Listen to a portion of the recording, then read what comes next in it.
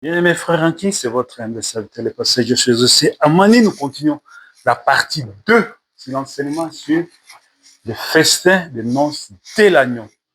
Nous avons parlé sur la partie 1.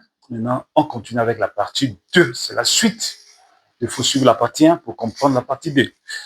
Alors, nous étions en train de voir que Jésus-Christ, à sa mort, à sa résurrection, Jésus, il n'était pas ressuscité seul, il était resté avec tous les saints de l'Ancien Testament. Alors, Jésus, quand il montait, il ne montait pas seul. Nous avons dit que à sa résurrection, comme lui devait être le premier en toutes choses, il était ressuscité, le premier, et puis derrière lui, il y avait la suite. Il y avait tous les saints de l'Ancien Testament, ils sont ressuscités avec lui. Ils sont restés 40 ans à Jérusalem. La Bible dit qu'ils ont été vus par beaucoup de gens. Vous voyez, après un temps, ils disparaissaient, mais ils étaient toujours là. Et après 40 jours, alors, quand Jésus montait lors de son ascension, ils sont montés, donc les gens ont vu Jésus monter. Mais Jésus était la tête, c'était comme une pyramide. Jésus était la tête, il y avait les prophètes. Derrière les prophètes, il y avait les rois. Derrière les rois, il y avait les sacrificateurs. Et puis, il y avait toute l'ensemble d'Israël qui montait comme qui était la base. Donc, qui montait comme un pyramide. Une pyramide qui ils sont allés. Et quand Jésus leur avait dit que votre cœur ne se trouve point, il y a plusieurs demeures dans la maison de mon Père. Croyez en Dieu, croyez en moi. Donc, il a dit, je vais aller vous préparer une place. Tous les saints de l'Ancien Testament, Jésus les a placés sur les 24 places. Nous avons dit qu'il y a les trônes, qui est la 7e dimension, et puis il y a les paradis, il y a les 7 paradis, et puis il y a les 24 paradis. Les 24 paradis, c'est pour les saints de l'Ancien Testament, puis il y a les 7 paradis, qui est pour les saints du Nouveau Testament. Amen. Donc, tous les saints de l'Ancien Testament, il les a placés, et c'était plein. Vous voyez donc, il les a fait sortir du paradis, et puis les places là-bas, pouf, c'était plein, c'était clôturé, c'était fermé. Maintenant, le Nouveau Testament devait commencer, la Nouvelle Alliance devait commencer. Vous voyez? Parce que la Nouvelle Alliance commence avec le baptême du Saint-Esprit à la Pentecôte. Quand le Saint-Esprit est descendu, c'est la Nouvelle Alliance. La série des 7 commence. Vous voyez? Alors, nous savons, je crois aussi que c'était pas fermé parce qu'il y avait les 12 apôtres, parce que le 24 devait avoir tous les saints de l'Ancien Testament et Israël, parce que ça veut dire depuis Adam jusqu'à et toute la postérité d'Abraham, les 12 tribus d'Israël, tous les saints parmi les 12 tribus d'Israël devaient aussi s'occuper là-bas. Parce que Jésus a dit, vous les 12, vous allez vous asseoir sur 12 trônes pour juger les 12 tribus d'Israël. Donc, il a placé les premiers sur les 12, et puis il y a eu les 12 places qui restaient pour les 12 disciples, apôtres de Jésus-Christ, qui sont allés dans ces 12-là, parce qu'ils devaient être 12 rois qui devaient régner sur 12 tribus, chacun dans une ville. Si j'appelle ça une ville, vous voyez? Amen, ça c'est ce que Jésus lui-même avait dit. Alors, et à la mort de Pierre et tous les 12 là, qui sont allés parmi les 24, ils ont complété. C'est-à-dire, quand Jésus est monté, il a placé les 12. C'est-à-dire, il divise les 24, c'était 12. Les saints de l'Ancien Testament, tous sont entrés dans les 12. Parmi les saints qui sont du Nouveau Testament, mais qui sont sortis du ministère des 12 apôtres, qui sont entrés dans l'autre 12, à leur mort. Et après ça, c'est la nouvelle place pour les 7. Les 7, c'est pour les nations.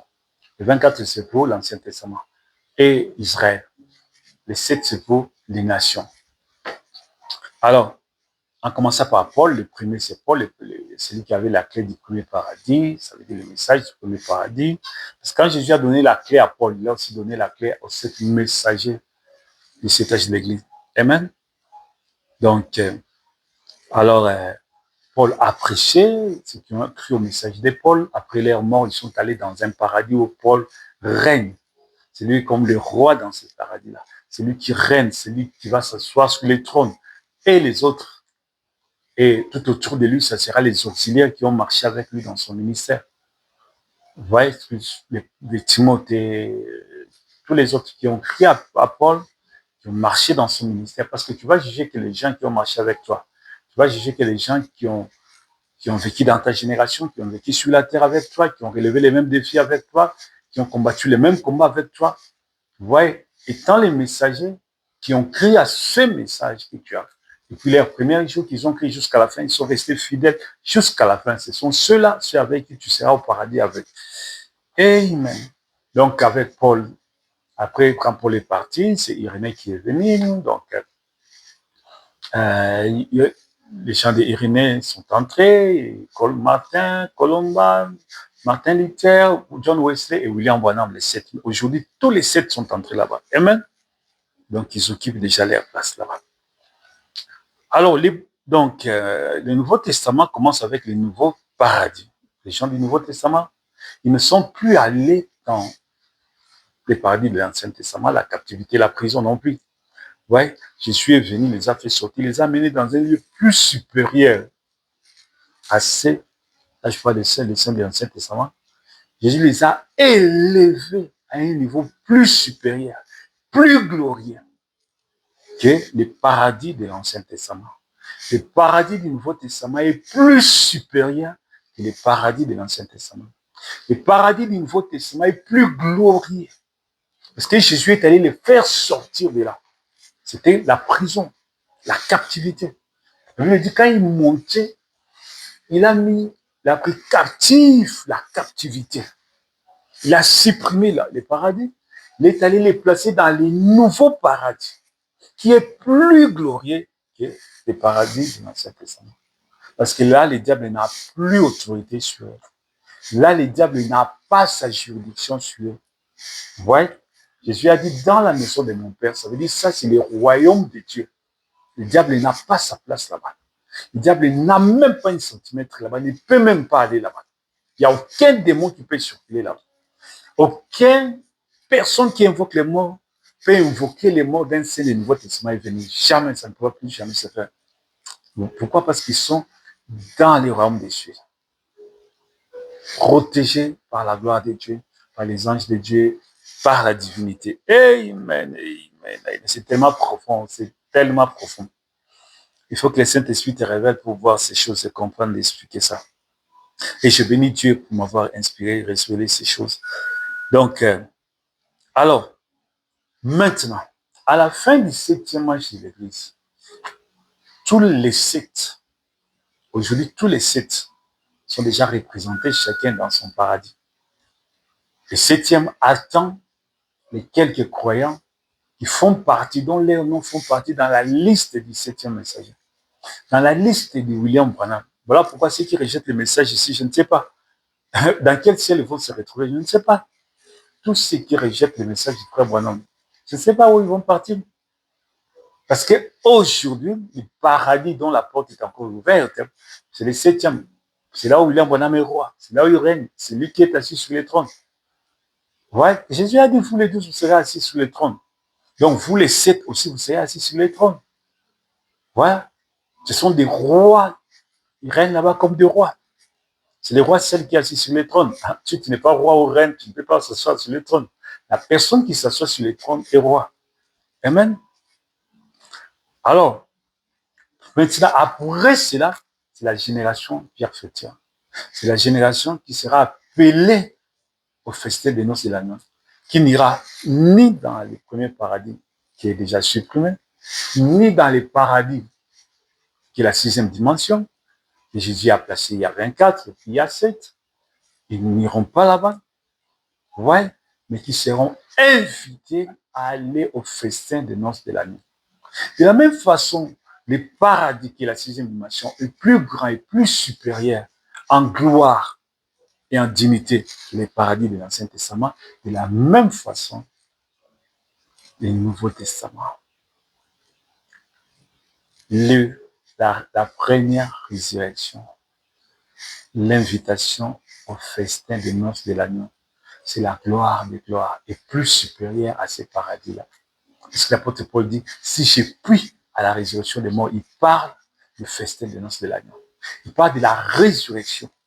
La première résurrection, il va amener tous ceux qui sont ressuscités avec les saints qui sont sur la terre qui sont ici sur la terre à monter avec Jésus-Christ. Amen, amen, amen. Vous voyez? Dans cela, la gloire de gloire. Oh, Jésus, c'est la gloire des gloires. Amen. Donc, tous sont invités au mariage des noces de l'agneau. L'épouse ne va pas fréquenter ni la captivité de l'Ancien Testament, ni les paradis, qui est une salle d'attente. Pourquoi? Parce que ceux qui sont même aujourd'hui dans les paradis, ils attendent. Ils attendent que l'épouse, l'église qui est aujourd'hui sur la terre, atteigne la pierre de fête, le placement, l'adoption. Vous voyez? Qu'ils soient revêtus de la gloire, afin qu'ils puissent appeler ceux-là de venir ici sur la terre à la résurrection, comme Jésus avait appelé Lazare. Revient. Jésus qui sera dans son épouse pour appeler ces gens-là la résurrection des morts. Amen.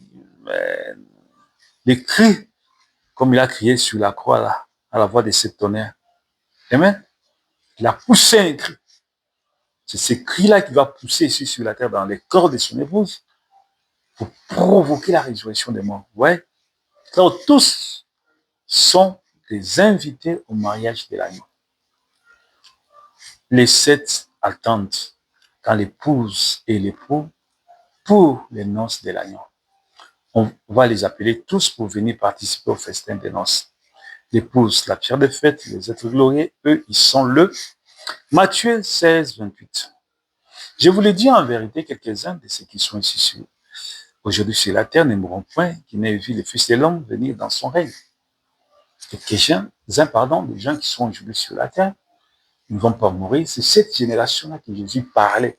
Ce jour-là, quand il parlait, il annonçait, c'était une prophétie, il annonçait qu'un jour sur la terre, il y aura une génération, cette génération-là ne mourra pas. Ils seront la génération pierre de fête. Ils seront la génération, l'assemblée des premières nées, de l'assemblée des premières nées. Ils seront la génération des fils Elohim. Ils seront la génération des bien-aimés de Dieu qui ne mourront pas, qui seront la tête, la pierre de fête, qui vont provoquer la résurrection des morts. Voyez? Et qui vont partir dans l'enlèvement. Amen. Cette génération est venue sur la terre.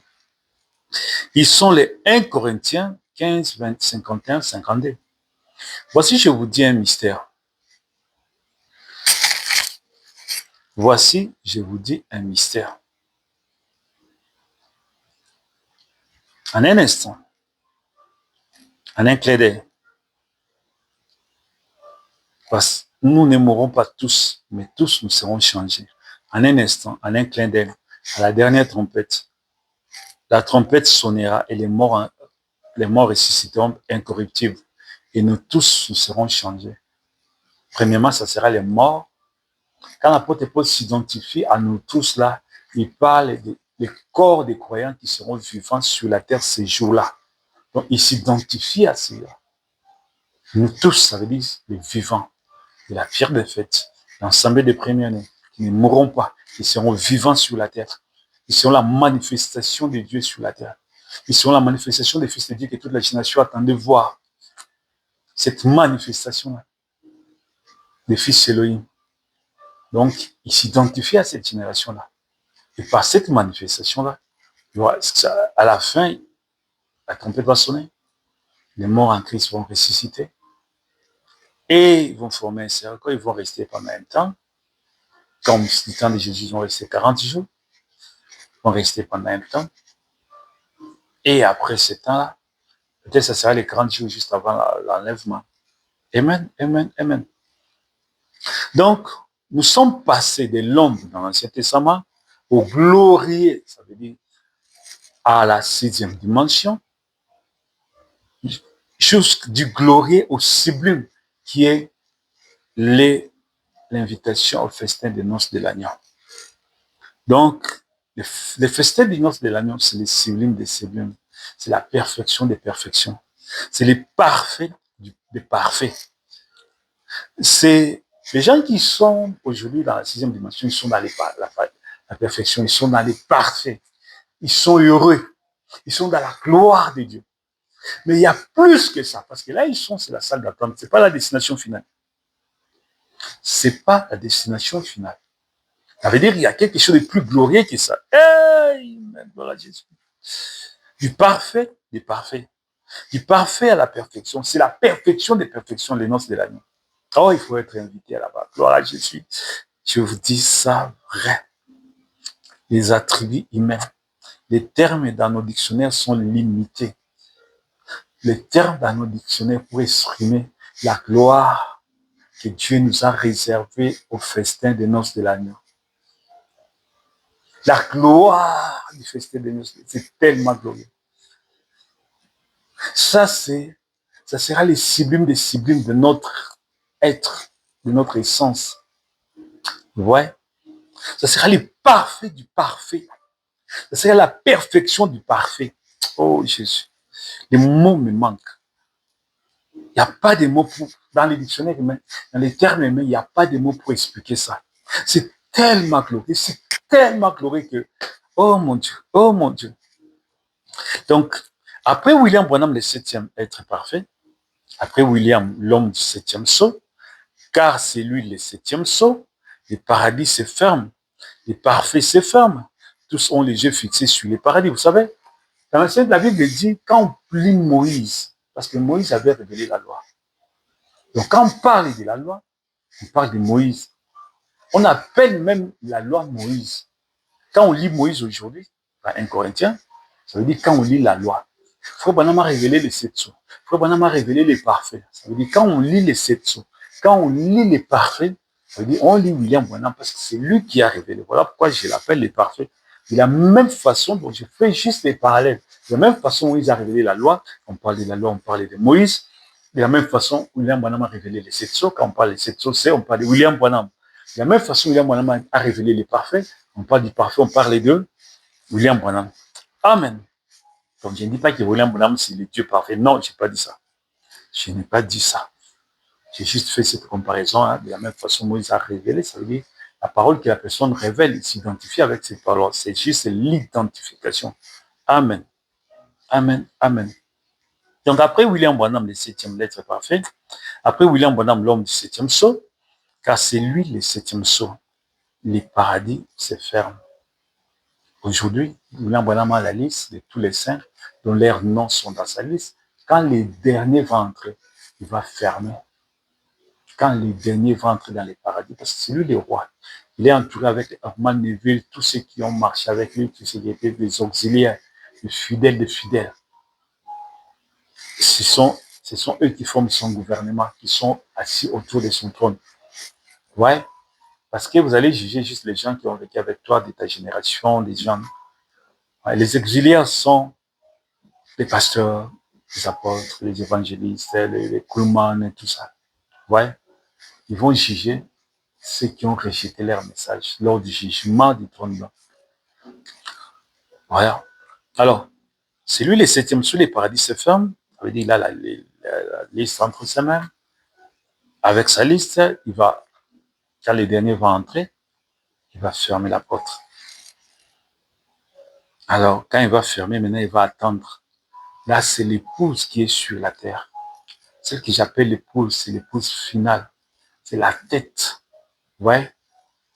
Vous avez votre corps. Avec votre corps, parfois, c'est difficile qu'on puisse vous identifier. Mais quand on regarde votre tête, on voit le visage. Oui, c'est lui-là. Hey, regarde sa tête. Ouais. On reconnaît quelqu'un par sa tête. C'est même, on t'appelle, c'est ta tête qu'on appelle. Ouais. Donc, j'appelle l'épouse la tête de l'épouse. Parce que c'est là où il y a toute la gloire de l'épouse. Comme Jésus-Christ c'était la tête de l'Ancien Testament, l'épouse qui est l'épouse de Jésus-Christ, la femme de l'agneau, c'est la tête du Nouveau Testament. Amen. C'est l'ensemble des premières-nés qui est la tête du Nouveau Testament. C'est l'ensemble des Elohim qui est la tête du Nouveau Testament. C'est l'ensemble de la pierre de fête qui est la tête du Nouveau Testament. Amen. C'est la femme de l'agneau. Alors, quand tous les 7 seront fermés, quand les 24 sont déjà fermés, alors tous auront les yeux ici sur la terre pour voir la manifestation du Fils de Dieu. Qui vont constituer la manifestation du Fils de Dieu? C'est la tête de l'épouse. C'est la partie de la tête de l'épouse. Vous voyez, toutes les portes de la 7e dimension sont fermées. Dès que tous seront fermés, les derniers élus du 7e match seront entrés. Les derniers élus de William Branham seront entrés. Tous auront les yeux fixés sur la terre pour voir l'entrée en scène des êtres glorieux, l'épouse qu'ils appellent des êtres glorieux. Ils attendent de voir. Branham attend, son groupe attend, Pierre attend, Paul attend, Irénée attend, Martin attend, Colomba attend, Martin Luther attend, John Wesley attend. Tous les saints. Abraham attend, David attend, tous attendent. Vous voyez? Quand Frère Branham était allé dans la 6e dimension, il a posé la question, oui, Jésus-Christ, on lui a dit, non, Jésus n'est pas ici, Jésus est à la 7e dimension, il est plus haut. Et puis on lui a dit, c'était l'être glorieux qui était à côté de lui, l'ange de l'Éternel, lui avait dit, quand Jésus va venir, il va d'abord te juger. Il viendra après et puis il va te juger. Et quand il va te juger, si tu es accepté, tu entres, nous tous aussi, nous allons entrer. Amen. Frère Branham pose la question, est-ce que Paul aussi sera jugé? On dit oui. Paul aussi va entrer, il a dit j'ai prêché comme Paul. Amen. Si Paul et son groupe entrent, moi aussi, avec mon groupe, nous allons entrer. Alléluia. Maintenant, nous allons passer dans la 2e étape de cet enseignement, ou la 3e étape, sur les festins de noces de l'agneau. Maintenant, la 3e étape, c'est qui va juger? Parce qu'on lui a dit, Jésus va descendre, il viendra chez toi. C'est la partie que je vous invite tous à suivre. C'est tellement glorieux. Amen. Gloire à Jésus, gloire à Jésus. Amen.